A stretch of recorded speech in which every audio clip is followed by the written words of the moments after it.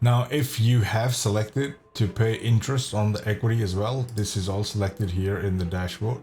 So when you go in here and you say, okay, the developer's paying 30% of the 30% that we need to complete the project, and you've got investors part of it who are paying 70% of that, and there's a setup fee for 1% to set up the loan, and the developer gets paid 7%, but the investors get paid 10%. So if you've allocated these things, this is what the cash flow monthly does, is that we calculate the loan fees that has to be paid to them, the interest that accrues on their money throughout the project. So you can go all the way until they start getting their money back. So you'll see this is when they start getting their money back. This is when that stops. So it is calculating that every month. And we do that separately for the developer equity and the investor equity. And we calculate them here. And then what is the actual money left? So the bank doesn't need to know this, but we show that here. This is what, if you pay yourself interest on the equity or your investors interest on the equity, but then what does the project do?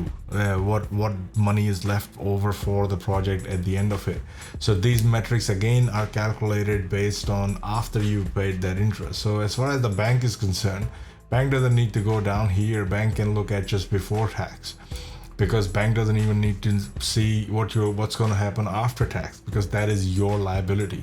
But we show you all of these metrics calculated before tax, after tax, and if you go one step further, that is you're paying interest on equity or return on equity to your investors, then we calculate that again at that point also, and calculate all the metrics again for that cash flow line. And the last section in your monthly cash flow is the investor distribution. All these negative amounts in the bracket it shows when each investor will need to put in the money based on their percentage share, and it will keep happening until they start getting some money back. So you'll see that they start getting some money back here.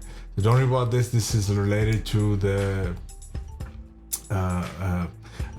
to basically the income tax that they might have to pay towards the end. But if you balance everything out, then that's the money that they will make.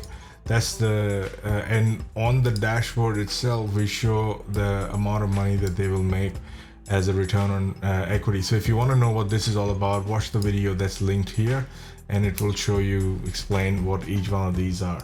So that is your monthly cash flow report.